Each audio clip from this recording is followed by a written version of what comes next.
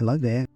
Tonight we're going to take a quiet little step back through time, into a world where sleep was not quite what you'd expect. Before you settle in, maybe turn down the lights around you. Let the hum of the room soften. Find a comfortable position, one where your shoulders can sink a little deeper and your breathing can slow just enough. Because tonight's story isn't one of war or kings or grand battles. It's about something much smaller, quieter, but just as revealing. It's about how people used to sleep. You see, when we picture the medieval world, we tend to think of stone castles, flickering torches, perhaps even someone in chainmail. But very few imagine the strange, structured rituals of bedtime. Fewer still know how unusual the medieval bed truly was. Not just what it looked like, though that too may surprise you, but how it was used. Why people often slept sitting up, why curtains were drawn closed, even when no one else was in the room, why mattresses were shared and filled with straw or wool or even dry pea husks. And it wasn't just the bed itself that was different. It was the silence of the rural night, broken only by the soft creak of timber, the scent of wool warmed by fire, the chill that crept in after midnight, and the quiet way people split their sleep in two. In this episode, we won't just talk about medieval beds. We'll lie down in them gently. We'll move through chambers lit by oil lamps, feel coarse linen against our skin, and listen to wind pressing against wooden shutters.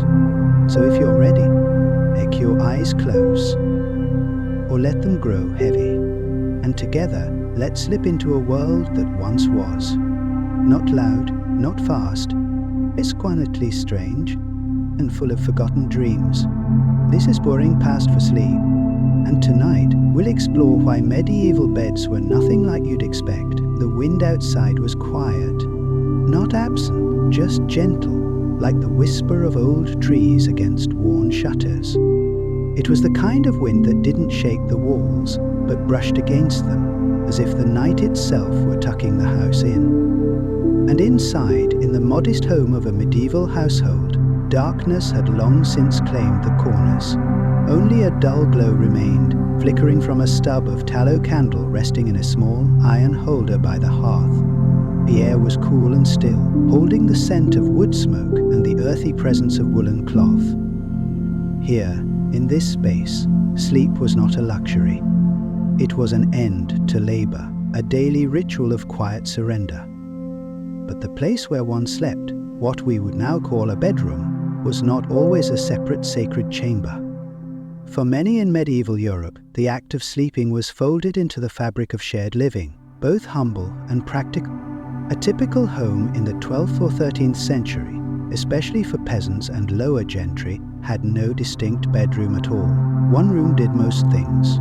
It housed the fire for cooking, a table for meals, and some kind of bedding, tucked away or drawn close to the hearth at night. The idea of a private space reserved solely for rest was foreign to most. Sleep was not hidden, it was simply part of the cycle, as public and ordinary as the evening meal or morning chores.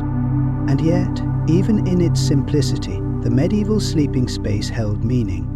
Textiles were precious, and any padding or warmth signaled a degree of care. The bed was often little more than a wooden frame, if there was one at all, with a sagging net of ropes or woven rushes across it. On top might lie a pallet, a basic mattress filled with straw, hay, or if one was fortunate, feathers. Over that, a rough linen sheet, perhaps woolen blankets, and a fur if the winter was harsh. There was a rhythm to it, these layers of comfort, and each one, in its way, told a story of status, region, and resource.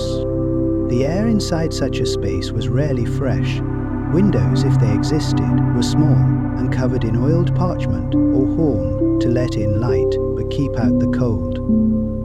The scent of people, unwashed, hard-working, often living closely with animals, mingled with the smoke that crept from the hearth and clung to fabric. Yet to those who lived within it, this wasn't discomfort. It was familiarity. a part of life. In wealthier homes, of course, the picture changed, but not always as much as we'd imagine. Nobles might have a separate chamber called a sola, set apart from the noise of the hall. Here, the bed took on a different role, both functional and symbolic. It was often large, box-like, made of carved oak or walnut, high off the ground, requiring small steps to climb into. The bed became a stage of sorts. Curtains were drawn around it, not just for privacy, but for warmth. Drafts were cruel in stone keeps, and these heavy fabrics formed a microclimate, shielding sleepers from the cold that pooled in corners. It is from this tradition that the phrase "sleep tight" may have emerged. Beds strung with ropes that needed to be tightened regularly to prevent sagging. The mattress would rest atop this grid, and the tension of the ropes meant the difference between a restful night and a night spent slipping slowly toward the floor. But even this relative luxury was a far cry from the plush intimacy of modern bedrooms. There were no pillows in abundance, no sheets scented with lavender, no soft glow of bedside lamps. Illumination came from the dying embers of the fire or a single candle, which might be snuffed to preserve wax. Night sounds were not digital, they were real. The creak of timbers, the distant howl of wind across a thatched roof, or the sudden shifting of animals in the barn near. And then there were the bodies. In most homes, people didn't sleep alone. The concept of a personal bed for each individual is in fact quite recent.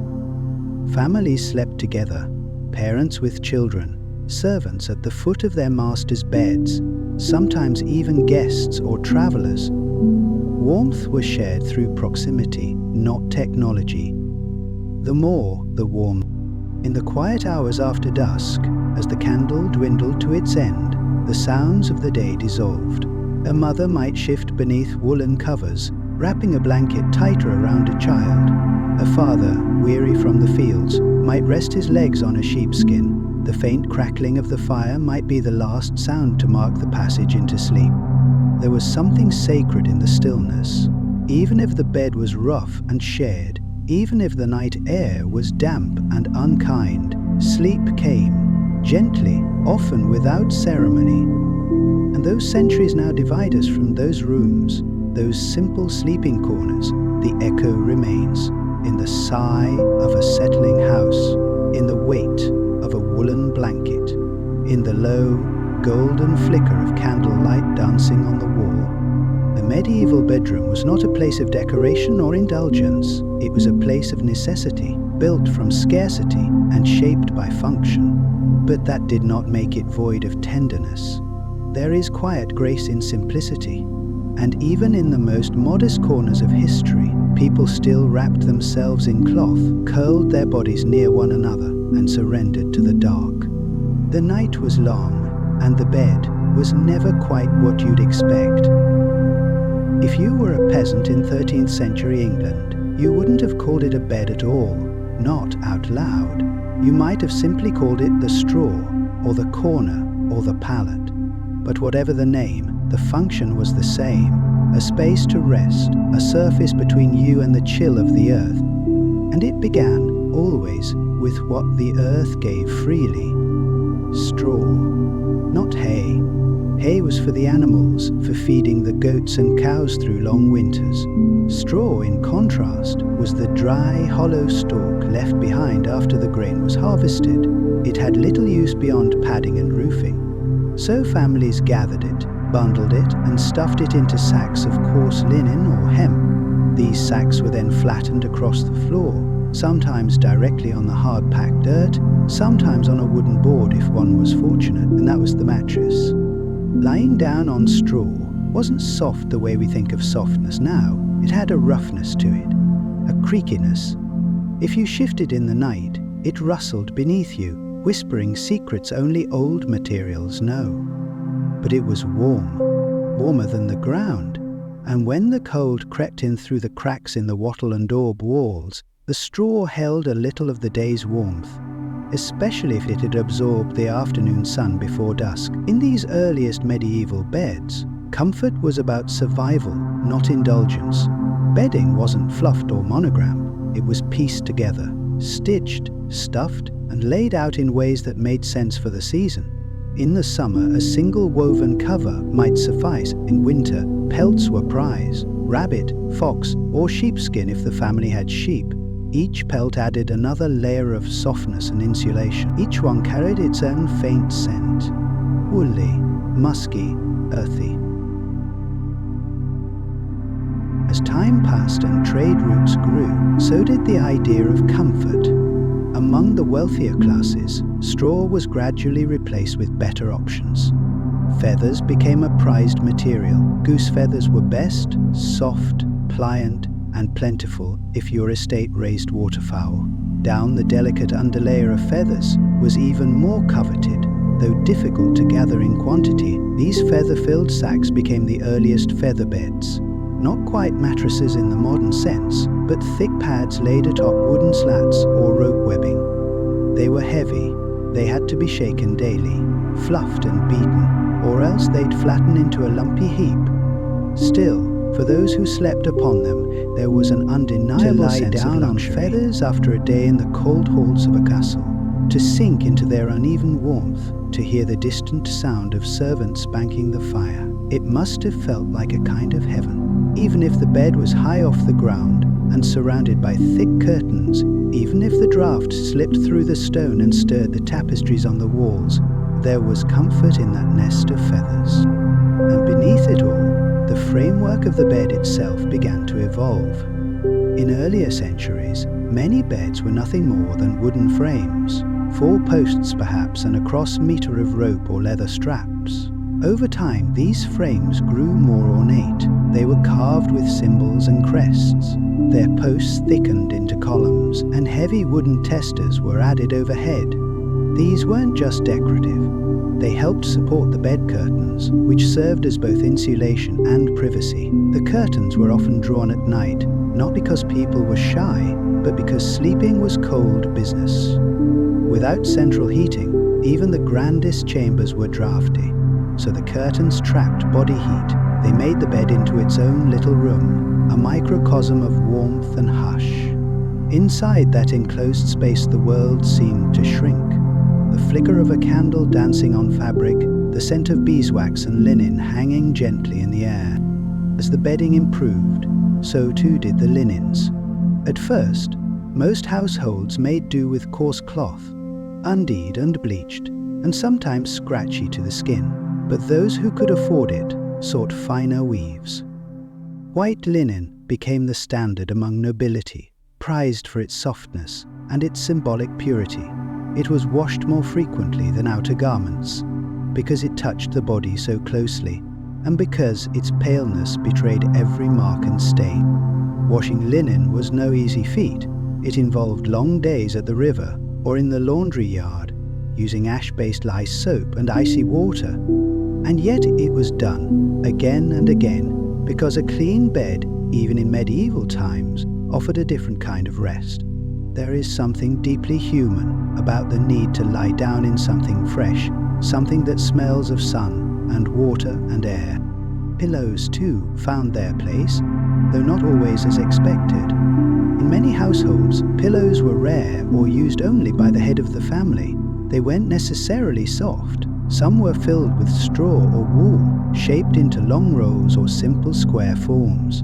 Feather pillows were expensive, but beloved where available, and in wealthier homes, bolsters, a long cylindrical pillow, provided support beneath the knees or lower back, easing the strain of a hard day's ride or long hours sitting in court. Still, beds were never purely individual spaces. They reflected the structure of medieval society, communal, hierarchical, and symbolic. A lord's bed was not just a place to sleep. It was a place to receive favored guests, to speak with counselors, even to conduct affairs of state. A sick bed was often a deathbed, and because many people died in their own beds, the space took on a kind of sacred weight.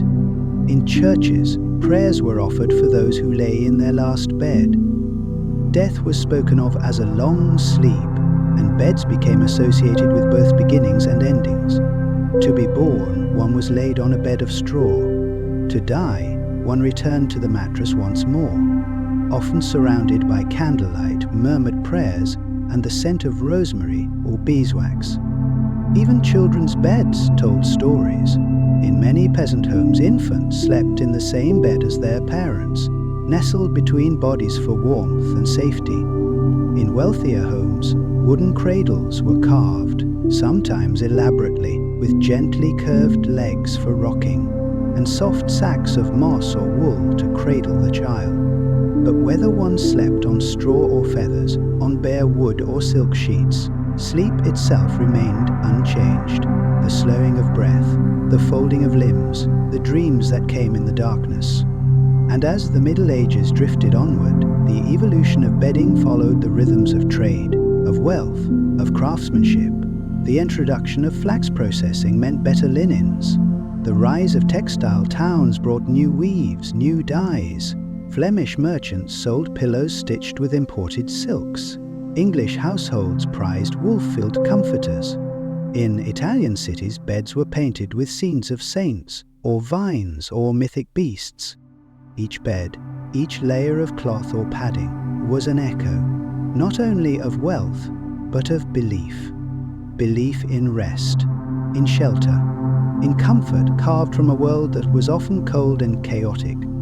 And still, even the finest bedding could not keep out the chill entirely. There were always the sounds of winter, the creak of beams, the soft skitter of mice in the thatch, the distant thud of a shutter catching wind. And then, in the quietest moments, only breath, a weight shifting beneath blankets, the shared warmth of another body, the slow retreat into dreams. The evolution of bedding did not happen overnight. It moved slowly, like the turning of a page in a thick, time-worn book. From straw to wool to feather, from coarse sackcloth to white linen sheets, the changes were quiet, incremental. But in those layers something remarkable was woven. Not just the pursuit of comfort, but the proof that even in the harshest times, people craved softness, a cushion beneath them, a clean cloth against the skin, a bed that felt like a place to rest, not only the body, but the self. And in that longing, we find something timeless. Night falls slowly in a medieval chamber. The stone walls, once golden with afternoon light, turn pale and quiet as shadows stretch long across the floor. The last echoes of servants' footsteps vanish into silence, and somewhere in the stillness, a hand draws a curtain closed, pulled over a window, but around a bed, because in the medieval world, sleep was not just a private act, it was a performance of status, a ritual of separation, a fortress of both warmth and dignity.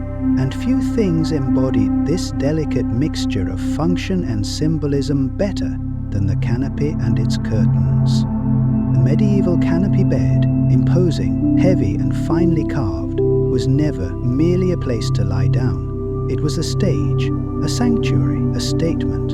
And at its heart was the canopy itself, a wooden frame suspended above the bed, often resting on thick, turned posts that rose like towers at each corner. At first, this canopy was purely functional.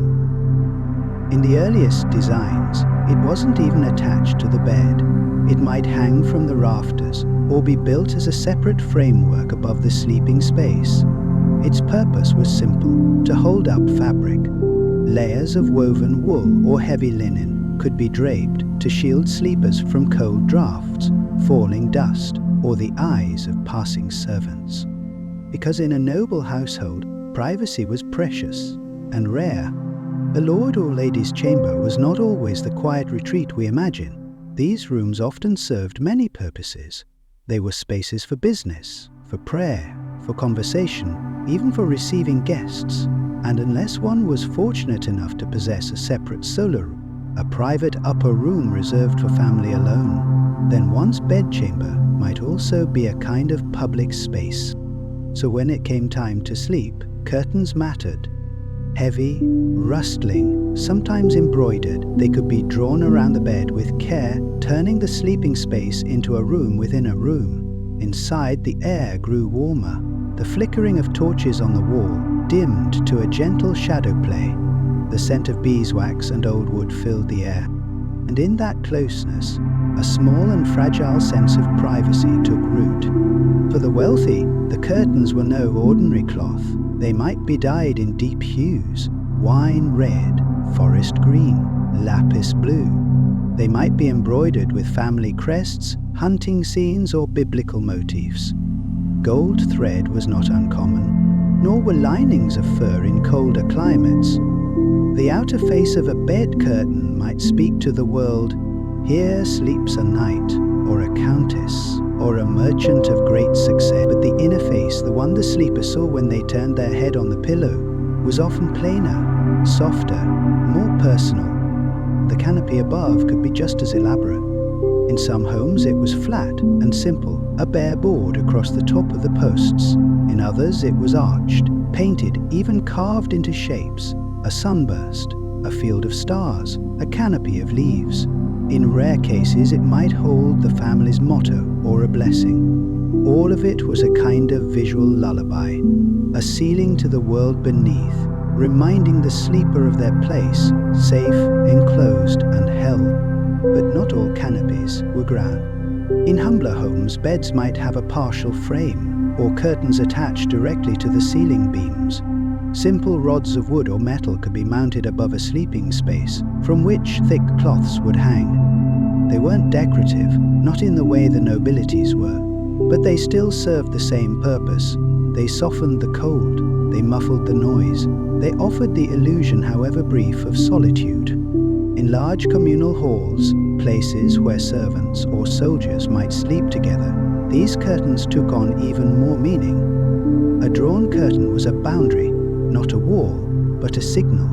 Do not disturb. I am away, though still here.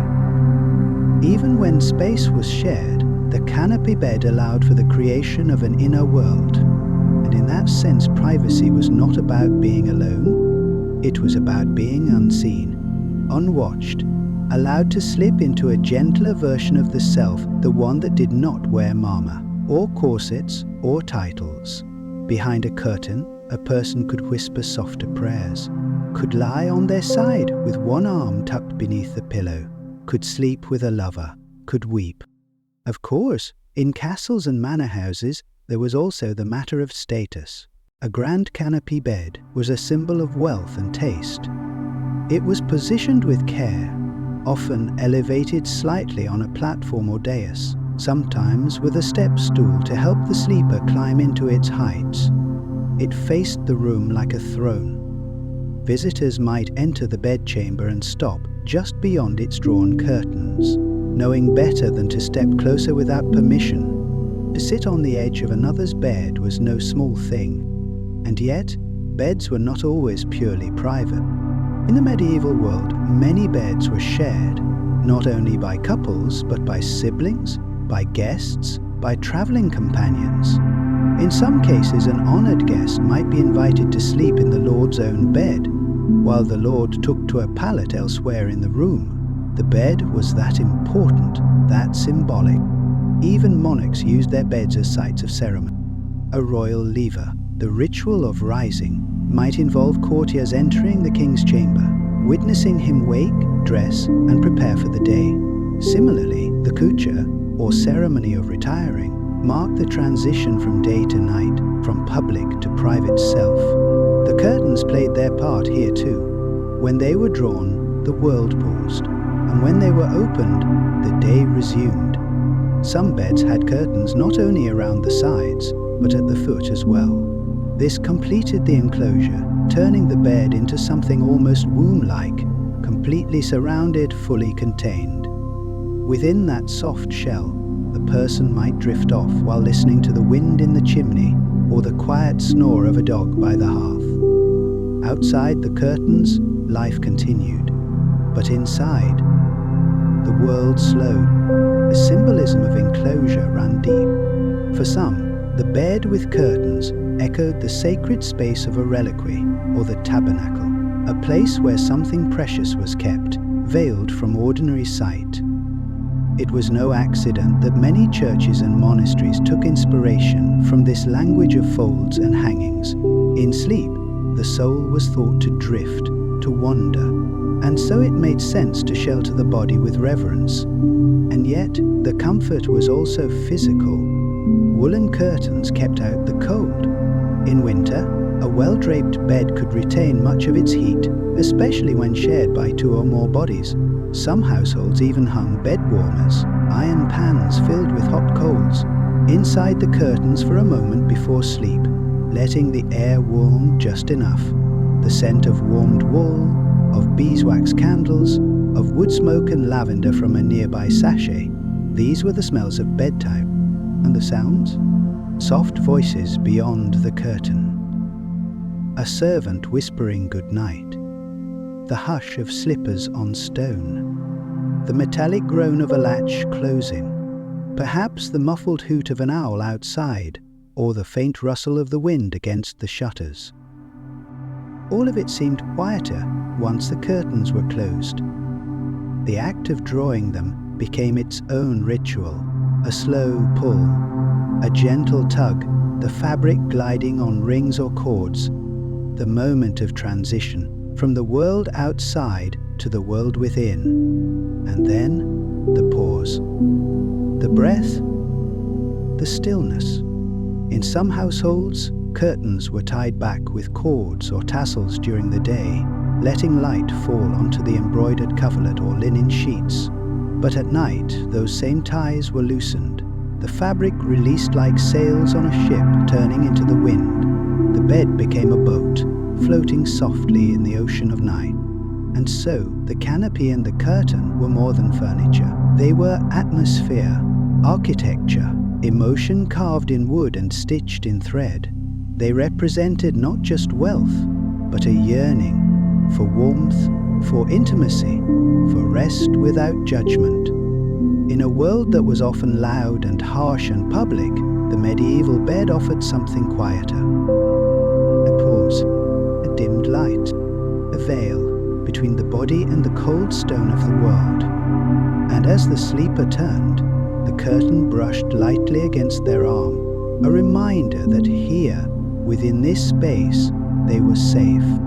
Here the day was done. There is something beautifully simple about the way the human body finds sleep. A slow exhale, a bend of the knees, the head tipping gently to one side. Even across centuries and beneath every kind of roof, the rhythm of falling asleep remains oddly familiar. But in the medieval world, how people slept, the position of their limbs, the angle of their backs, the way they nestled into sheets or sat upright in layered gowns, was not merely a matter of comfort. It was something closer to philosophy.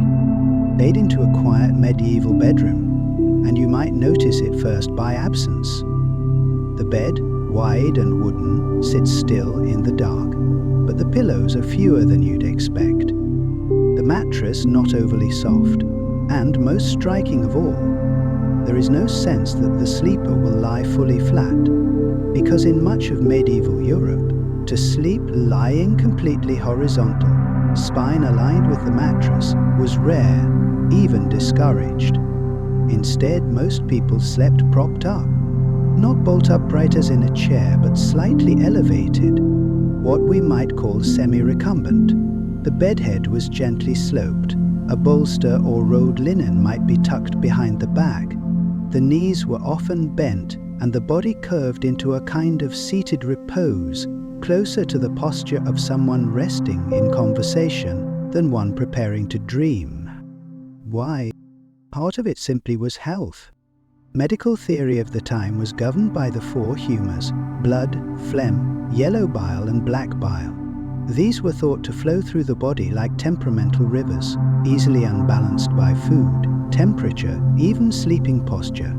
A fully horizontal position, especially after eating, was believed to increase the risk of indigestion, choking, or letting phlegm pool in the lungs. Sleeping elevated, on the other hand, was thought to aid digestion, to ease breathing, to keep the head slightly above the stomach, and thus avoid the uneasy rising of humours during the night.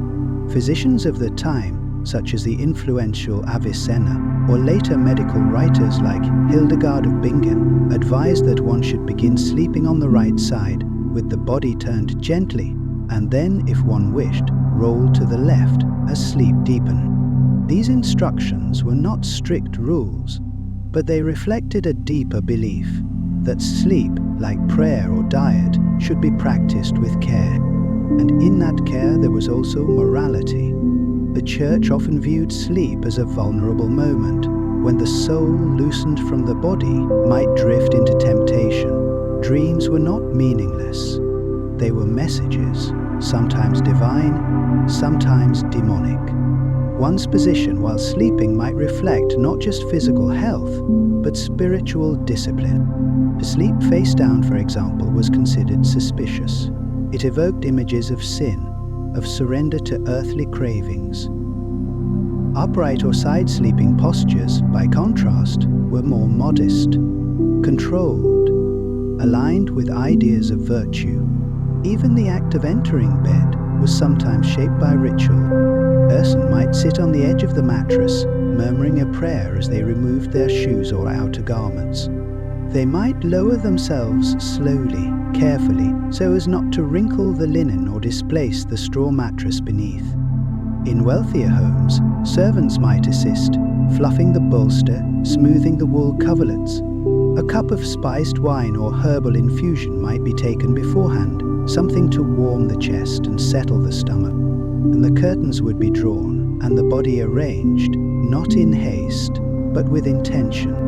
Hands folded, shoulders supported, knees softly bent. In colder months, posture was also influenced by the need for warmth. Beds were rarely heated, and many rooms lacked insulation. Sharing a bed, be it with a spouse, a sibling, a friend, was as much about comfort as survival. And in those tight quarters, curled positions were common. Knees tucked close, backs turned in spooned alignment, arms cradling one's own chest or reaching across to another. Children slept beside parents, servants beside each other. Even travelers might share a bed with strangers in inns, trusting in the boundary of mutual exhaustion. The way people touched in sleep was not always intimate. Often it was simply human. And then there were the peculiar beliefs that dotted the medieval imagination. Some thought that sleeping on one's back made it easier for spirits to enter the body. Others believed that a person should never lie with their head to the north, lest they invite confusion into their dreams. In some regions, pregnant women were advised to sleep only on the left side to ensure a healthy child, and the very direction one faced while sleeping could be interpreted by clergy or healers as a sign of inner unrest or grace. The superstitions changed from village to village, but they all pointed to the same thing, that sleep was not neutral. It was mysterious. There were also occasionally practical reasons for sleeping upright. In monasteries and convents, where the call to matins, the midnight prayer, might rouse the faithful long before dawn. Sleeping more vertically made waking quicker. Monks might rest in wooden cubicles or on straw pallets that supported a seated posture, wrapped in robes that never fully loosened. Elsewhere, individuals with chronic ailments, coughs, swelling, weak digestion, would be instructed to keep their chests elevated. Cough pillows were common among the old or infirm. These were large square supports filled with wool, feathers or herbs, designed to keep the sleeper slightly lifted. Sometimes lavender or dried mint would be sewn into the corners to encourage clearer breath. And then there were the dreams. To the medieval mind, dreams were not random. They could be prophetic, troubling, sacred. Sleeping postures were believed to influence their content. A dream while sleeping on the right side might reveal spiritual truths. A dream while on the left might unveil secrets of the body or future. To lie on the back, unguarded, was to risk nocturnal visitations from spirits, from demons, even from witches believed to ride the sleeper in the dark. There were prayers specifically for warding off such nightmares. Talismans too, amulets placed beneath the pillow or small crosses stitched into nightclothes. And yet, in spite of these beliefs, there was also deep tenderness in the way people prepared for bed. Imagine a rural cottage, a low ceiling, beams dark with age. The hearth glows faintly, and a woman adjusts the straw in a child's bed. She pats it down, tucks a rough-spanned wool blanket around her daughter's feet. The child curls sideways, knees up, head turned away from the door. Outside, wind brushes against the shutters. Inside, the sleeping posture is one of safety. Or imagine an aging knight in a manor house, his joints stiff from years of travel. He props himself against two firm bolsters, legs stretched forward, shoulders wrapped in a soft fur. The fire has burned low, the air smells of ash and oak and iron. He rests not flat, but upright, eyes closed, mouth soft, as if awaiting a dream of better days. These were not luxurious poses. They were simply human. And across the centuries, that small bend of the spine, that tucked-in knee, remains with us still. Even now, we curl in sleep, we turn onto our sides, we fold inward, not just for warmth, but for comfort, for quiet, for peace. In the medieval world, those gestures carried meaning. They told of health, of belief, of fear and trust. They were part of a larger language, a bedtime grammar that helped shape the night. And though the beds have changed, and the rooms and the science, that language lingers. In every pillow we prop behind our backs, in every hand we fold beneath our cheek, in every moment we soften our bodies against the cold, because somewhere deep within, the posture of sleep still speaks of what we believe, of how we heal, of what we hope to find when we close our eyes. Sleep in the medieval world was rarely solitary.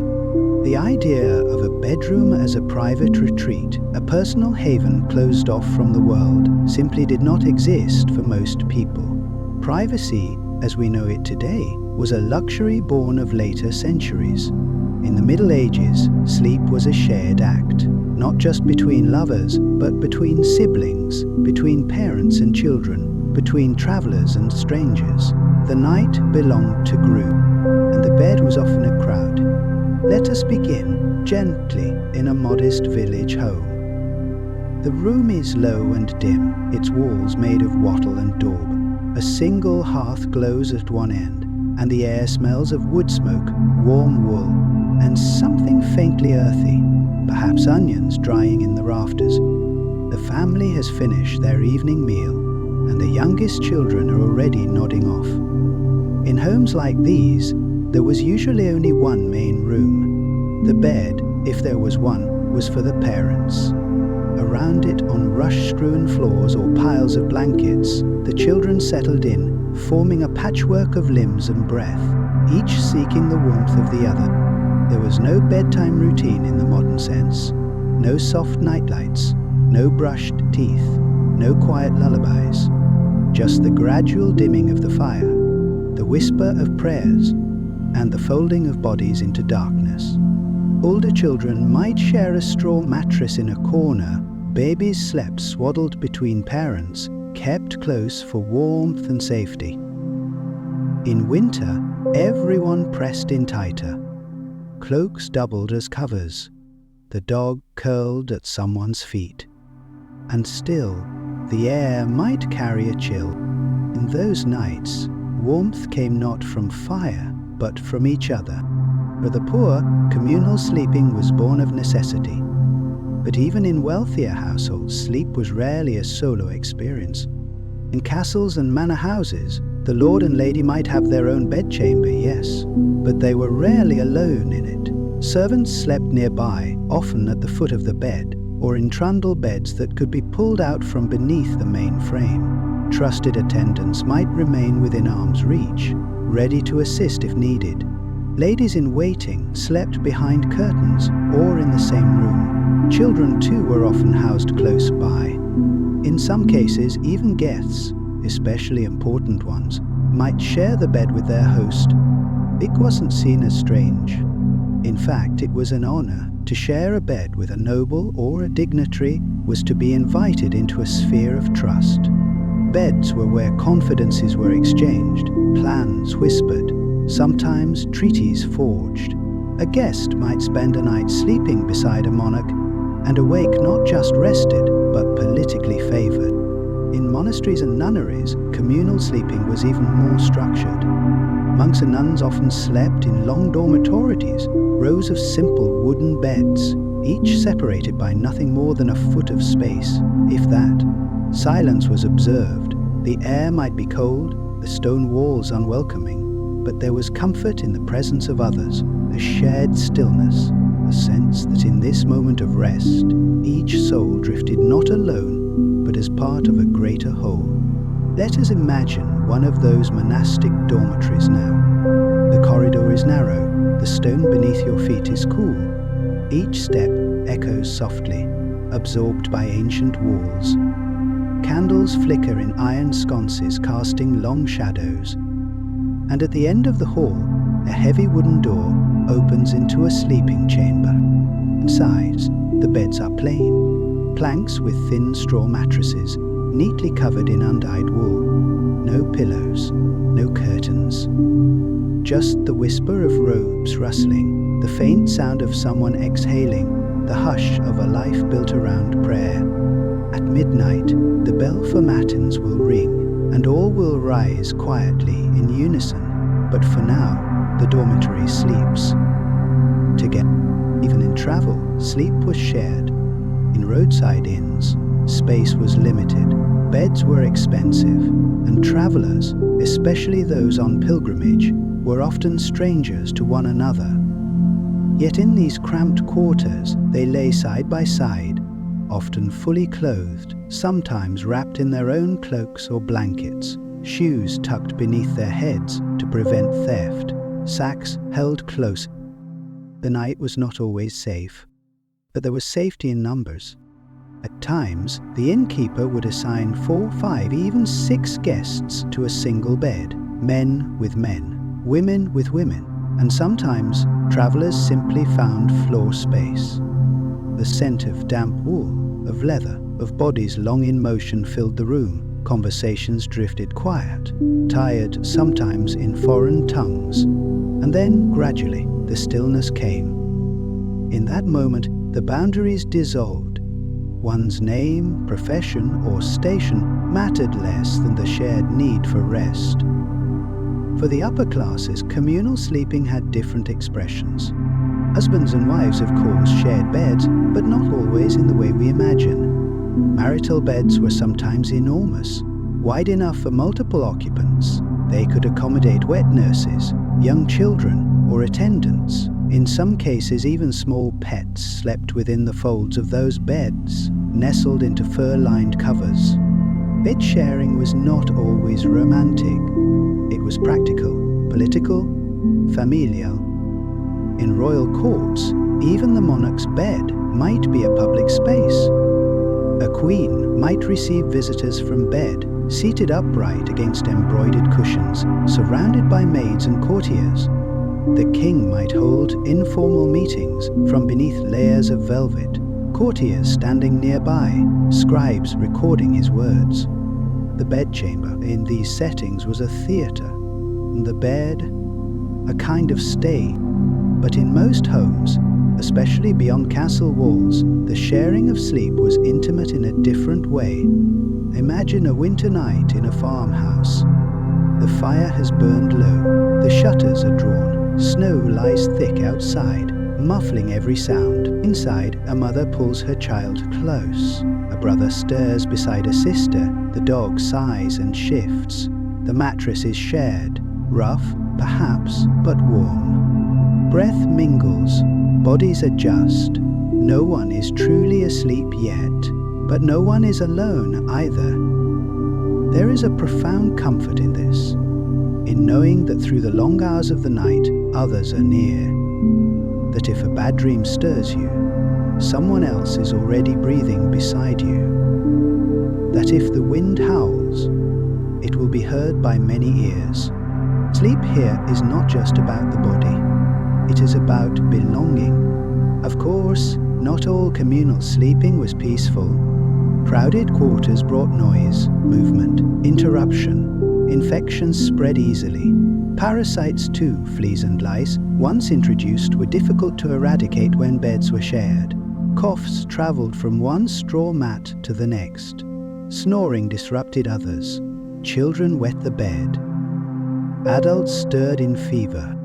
And yet, despite the discomfort, very few chose to sleep alone.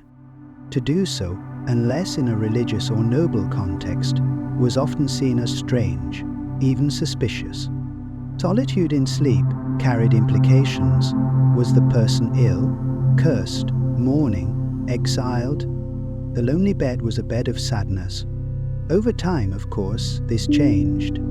By the end of the Middle Ages, and especially into the Renaissance, privacy became more prized. Wealthier homes introduced separate bedchambers. Servants were gradually pushed to outer rooms.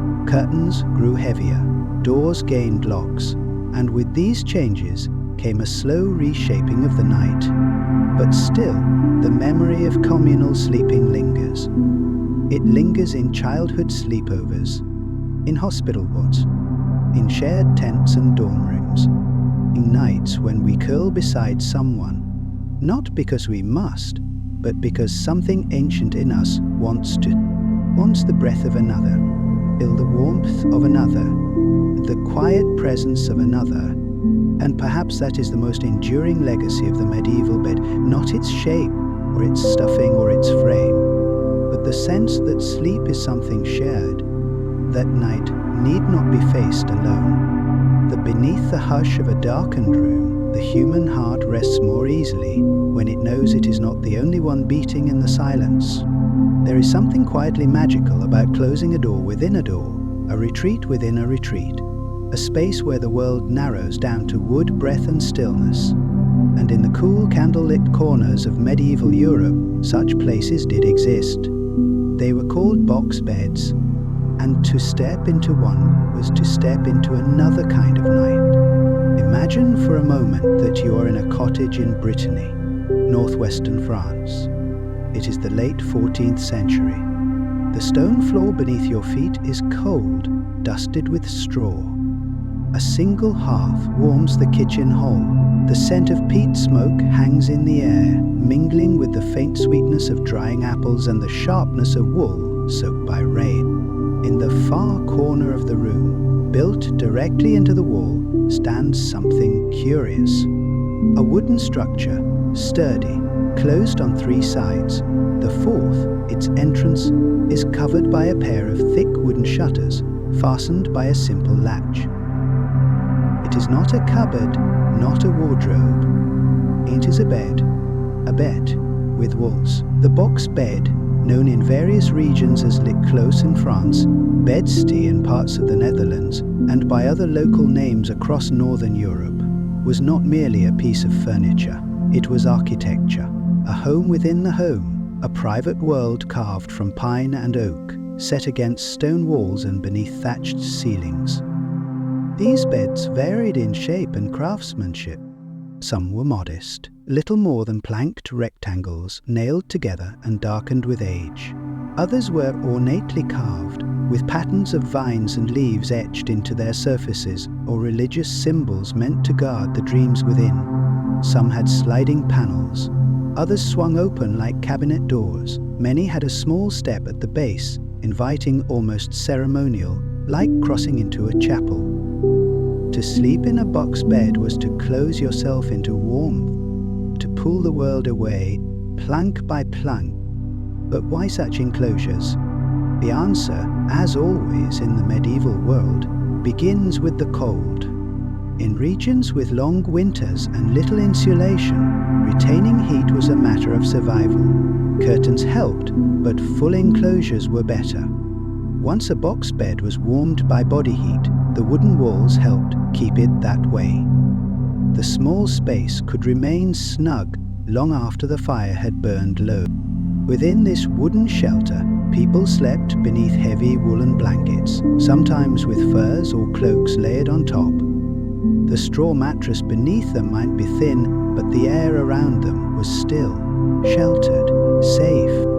There were no drafts, no eyes watching, only the creak of timber and the hush of breath. But warmth was only part of the story.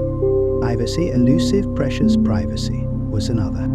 In one-room homes, the box bed was the only truly enclosed space. It was the closest thing to solitude most people ever had. A place to dress, to nurse a child, to pray. A place where a mother might whisper secrets to her daughter, where an old man might rest without the gaze of grandchildren, where intimacy of many kinds could unfold in hush and shadow. There are accounts of newlyweds being led to the box bed on their wedding night, the doors closed by relatives with a quiet nod. In later centuries, some even had locks and small curtained windows. The bed had become not just a place of sleep, but of ceremony, of threshold. But it was not always used alone. Children often joined their parents in the box bed, at least in their earliest years.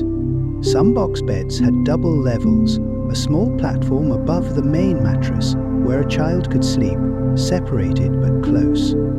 Others had a bench built into the inside wall so that one could sit and talk or knit before lying down. And in some regions, especially in Brittany, people spoke of the dead being laid in box beds for the final vigil. Bodies dressed in white, candles flickering outside the wooden walls.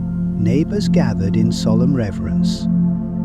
The bed, in these moments, became something sacred, the last room a soul would rest in. The sensory world of the box bed is easy to imagine, and strangely easy to long for. Inside, the wood smells of beeswax and age. The grain beneath your fingertips is smooth, worn by generations. A small candle might be tucked into a niche, its light golden and soft. The door creaks slightly as you pull it shut. Then darkness wraps around you. Not oppressive, but quiet, comforting. You hear only the muffled sounds of the household beyond. A spoon clinks against a bowl. A child sighs in their sleep. Rain taps the thatch above, slow and steady. And inside this wooden shell, the world falls away. It is important to remember that not all box beds were created for beauty or comfort. Some were born of necessity in regions where landlords taxed homes by the number of rooms or windows. The box bed was a clever response. You didn't need to build a second room. You could build a room within the room.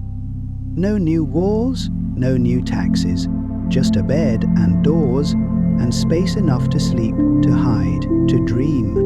In places where illness spread quickly, box beds provided isolation, not full protection, but a layer of separation, a way to keep the coughs and fevers of others just a little farther away. Some families even built small shelves inside the bed to keep a cup of water, a rosary, a book of hours. Every box bed told the story of the people who used it, their needs, their rituals, their care. And though we associate them with peasant cottages and farmhouses, box beds had their place in wealthier homes too. In Scottish lairds' houses, enclosed sleeping compartments were built into thick stone walls, nestled between chimney stacks and timber supports. In the Netherlands, elaborate bedsteads were fitted with shutters painted in brilliant colours, shreds, greens, ochres, decorated with initials, flowers or coats of arms.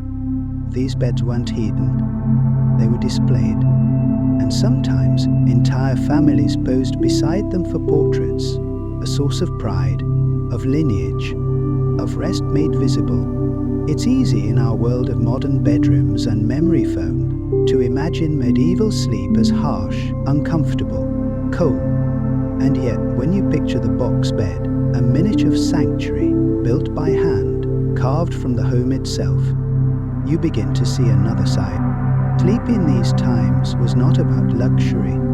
It was about ritual, protection, connection.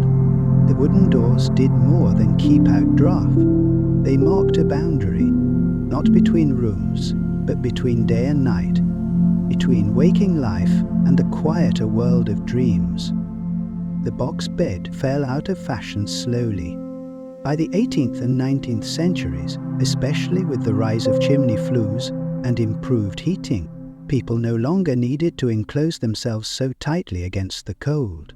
Privacy, once a rare privilege, became more common as homes expanded. Curtains replaced doors, bedrooms multiplied, and yet, in corners of Brittany, some box beds remained in use well into the 20th century. In museums today, they still stand, quiet and sturdy, waiting. Perhaps that is what lingers about them, the feeling that inside each one lies a hidden history.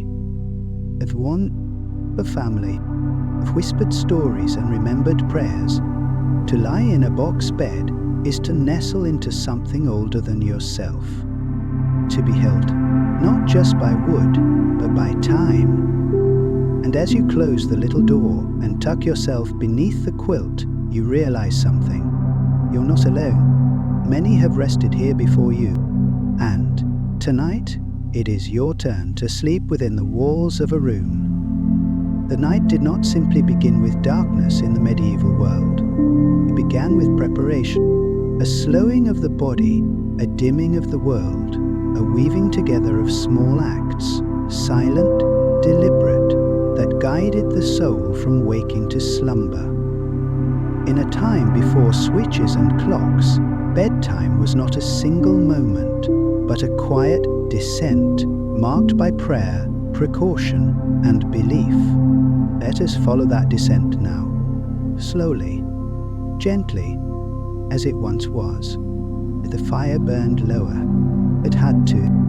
Wood was precious, and few could afford to let the flames roar through the night. So before bed, the embers were banked, gathered inward and smothered slightly, covered with ash to keep their heat. A fire iron might be left beside them, so that in the cold grey hush of early morning it could be stirred back to life. Around the hearth, shadows lengthened. Chairs were pushed back, dishes cleaned in silence. A wooden spoon returned to its peg. A child's toy, perhaps a carved sheep or a bundle of yarn, was tucked under a bench or placed softly by the wall. Then came the turning inward. In homes, rich or poor, the moment before sleep was never just practical, it was spiritual. For many, bedtime began with a prayer. A hand traced the sign of the cross, slow and low in the candlelight. Words were whispered, not recited loudly, but spoken softly, like a breath against the edge of dreams. Commendo spiritum meum. Into your hands, O Lord, I commend my spirit. It was an old phrase, familiar, safe, a way to surrender the self to sleep and to what lay beyond it. In the medieval mind, to sleep was not simply to rest, it was to risk. To lie down was to make oneself vulnerable. Souls, it was said, could drift during slumber, and not all of them returned untouched. Subon did not go to bed unguarded. Delves were commonplace. Some were carved wooden crosses etched with care, hung above the bed or nailed to the beams. Others were stitched into the hem of a pillowcase, or painted with chalk beside the door. A piece of iron, cold and dark, might be slipped beneath the mattress to ward off wandering spirits. A mother might place a knife beneath a baby's cradle, not for use, but for protection. A single feather from a white goose could be placed on the windowsill. Rosemary and lavender, bound in linen, were tucked under pillows, not just for their scent, but for their safety. And salt, orlais salt, a pinch near the threshold, a line across the sill.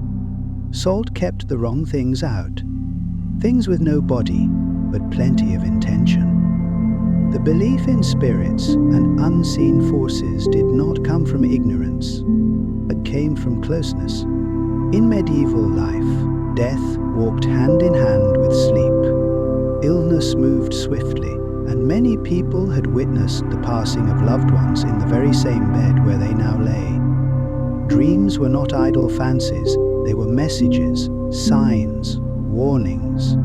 The veil between the living and the beyond was not feared so much as respected, so people honored it with rituals, with silence, with caution. In manor houses, the rituals took on greater ceremony. A servant might warm a brick by the fire, wrap it in cloth, and slip it between the sheets. The lady of the house would wash her hands in rose water, her fingers lingering in the warmth, the scent clinging to her skin. She would then say her prayers, sometimes aloud, sometimes in a hush. Candles were extinguished one by one, each with a whisper or a bell of thanks. In more humble cottages, the process was less refined, but no less sacred. Children were gathered near the hearth for a final story or hymn. The words were not dramatic, not exciting. They were slow, gentle, often repetitive. Lines about fields and lambs and angels watching from above. The kind of story you can drift away in, even as you hear it. One child might fall asleep right there on the floor, curled beside the family dog, warm from shared breath.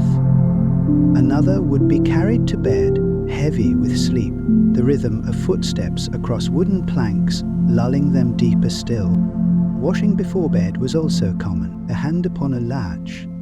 He clocked folded twice, a prayer spoken low, a line of salt across the sill.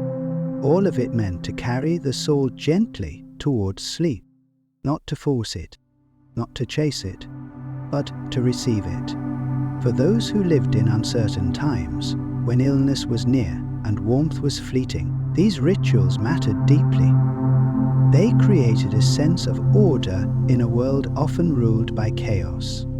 And they reminded people that rest was not weakness, it was holy. So tonight, if you close your eyes and whisper the old words, know that you are not alone. Across centuries, others have done the same. In wooden rooms lit by fire, in beds wrapped in curtain and wool, with salt on the windowsill, and dreams at the door, the night may have ended in stillness. But in the medieval world, even a bed did not sleep forever. Its wooden frame, its hand-stitched linens, its feather-stuffed mattress, none of it was merely furniture.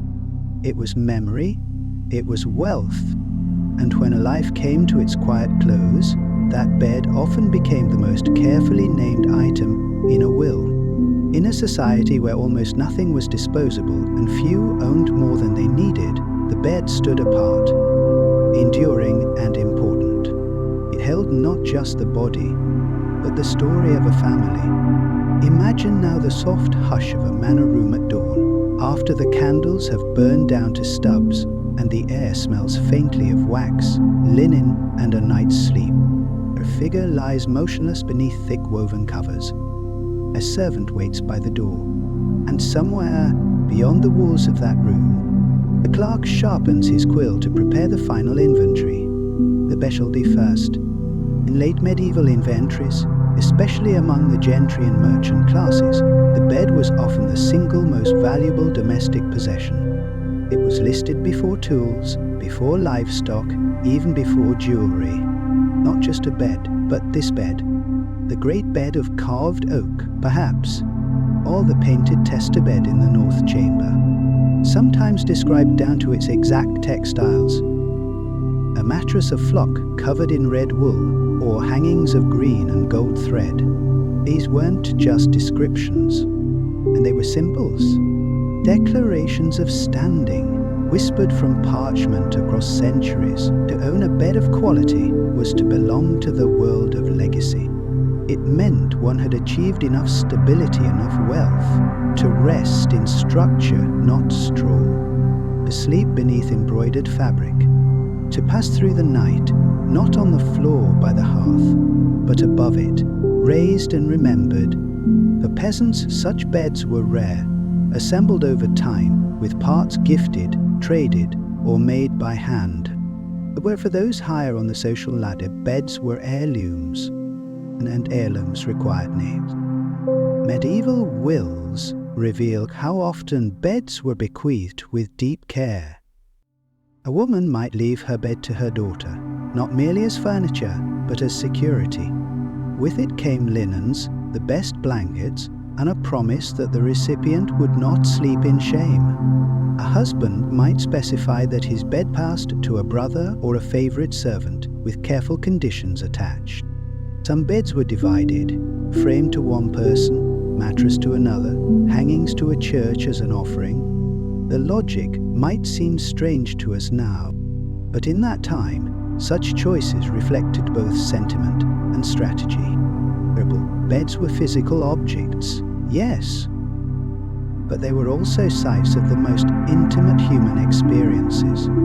They bore witness to birth and death, to illness and recovery, to prayer and silence, to arguments, to reconciliation, to sleepless worry and whispered secrets. Passing on a bed meant passing on all that it had held, and the recipient, no matter how grateful, would feel the gravity of that inheritance. In the wealthiest homes, beds served almost like thrones, raised high, often with steps, with velvet or silk draped above and all around. These great beds were displayed with pride. They were often placed in the solar or private chamber, the most well-lit and secure room in the household, but they weren't always hidden. When guests came, the grand bed might be shown as a statement, "This house sleeps in status." The great bed of Ware, famously large enough to sleep 4 couples at once, became a legend not for its comfort, but for its spectacle. It was more than functional, it was theatrical. And in some places, to sleep in such a bed was an honor guests would remember for the rest of their lives. And down the social scale, prestige still mattered. A well-kept bed might be brought out during important visits, or lent to relatives for births or funerals. Hangings were freshened, kumas were smoothed, pillows were fluffed as carefully as altar cloths. Even among modest families, beds were expressions of care. A dowry might include bedding, a rolled mattress, a set of linen sheets, perhaps a patchwork coverlet passed down from mother to daughter. To lie in a parent's bed, years after their passing, was not simply to rest, it was to be wrapped in memory. Material wealth aside, beds carried another kind of value, emotional, and the language used in wills often reflects this. I leave to my daughter Alice the bed I shared with her mother. To my son, the bed upon which he was born. May it comfort him in age. These hangings are to be given to the priory, in thanks for nights safely passed beneath them. The bed became a quiet language, a way to express love, grief, forgiveness. In an age without photographs, it was the space where memory lived. Even in monasteries and convents, where austerity was the rule, beds marked distinction. A senior monk or abbess might sleep on a raised platform with finer woolen blankets or more room to stretch. Novices might share bedding or sleep in narrower frames, but even here care was taken. Linen was aired, but wool was brushed, and each monk or nun in their own small space practiced the same nighttime ritual, folding hands, lowering lids, and entering silence. Their beds held no worldly wealth, but they still held dignity. Occasionally, a bed would outlast its human owners by generations. It might be moved across towns, down corridors, or across abbey thresholds. New mattresses would be added, new sheets dyed with whatever was in season, woad for blue, madder for red, but the frame remained, darkened with touch, smoothed by time. A bed like this might become known simply as the old bed, its story retold not in writing, but in gestures and glances. Children might be warned not to jump upon it. Visitors might be told that was grandfather's bed and his before him. The final act of a bed's legacy was often its ending. Sometimes, when it could serve no more, it was broken apart, its wood reused for tools, its cloth turned to rags. In other cases, it was given away to the poor, ensuring that even in its twilight, it offered warmth. A bed that had once held a noble might eventually hold a stranger. And still, it offered comfort. Still, it offered rest. In this way, beds in the medieval world did not merely pass from hand to hand. They passed from heart to heart, carriers of breath, of love, of care. They absorbed the weight of lives lived and lives remembered. Tonight, perhaps as you lie in your own bed, you can imagine its distant cousins, long gone now, yet once cherished, just as yours is cherished. The ones tucked in stone cottages, the ones carved for kings, the ones gifted in hope, passed on in loss, softened by time, made sacred by use. In sleep, we forget the world, but our beds remember it. Every wrinkle, every prayer, every silence, held quietly and kept. So now, as the candlelight dwindles and the room grows still, we gently close the pages of a long, quiet chapter. Tonight, we wandered together through a world of beds, not just places to sleep, but places of ritual, memory, and meaning. We began with the room itself, the medieval chamber, dimly lit by flickering flame, where walls were thick with time, and the scent of wool and wood lingered in the cold morning air. Then we traced the bed's body, from straw pallets on earth floors to feather mattresses raised on carved frames.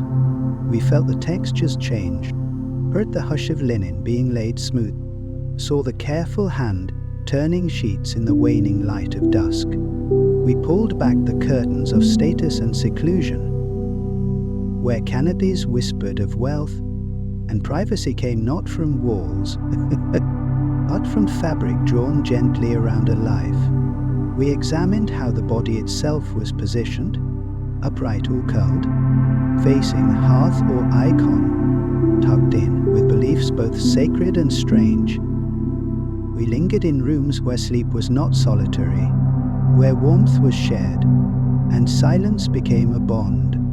From child to servant, guest to stranger, a bed was not always yours alone. We stepped into wooden enclosures, small domestic sanctuaries carved with care, box beds nestled in kitchens and cottages, where sleep was layered with protection, custom, and the creak of timber in the quiet dark. We whispered our way through bedtime superstitions, the placing of charms, the murmur of blessings, the watching of stars through cracked shutters, and finally, we stood beside the great beds packed down like treasure, their weight not only in Uckan linen, but in the memories pressed between folds. Through each chapter, we found that sleep in the medieval world was never just sleep. It was ritual, it was status, it was safety and vulnerability, love and duty, a pause between lives lived in toil, and the dreams that softened them. The medieval bed, in all its forms, was a container of humanity, not so unlike our own beds today, a place to rest, to dream, to recover from the world, a quiet place to simply be. As you lie now in your own bed, perhaps beneath cotton or fleece or linen, maybe with the hush of a fan, the distant hum of night traffic, or the soft breathing of someone nearby, know that others too have rested like this, in stone cottages with thatched roofs, in timber halls warmed by the fire's last breath, in narrow box beds and broad feathered thrones. They curled their legs, they folded their hands, they exhaled into the dark, the way you might now. The past may be distant, but its echoes are never far. Thank you for spending this quiet time with me. If your thoughts feel lighter, or if your eyes are growing heavy, you're exactly where you need to be. And if you've enjoyed this gentle journey through forgotten places, consider subscribing to Boring Past for Sleep. We'll always have another quiet story waiting. But for now, let the light fade, let the stillness grow, and let the echoes of sleep carry you gently into dreams of linen, wood, and memory. Good night, and rest well.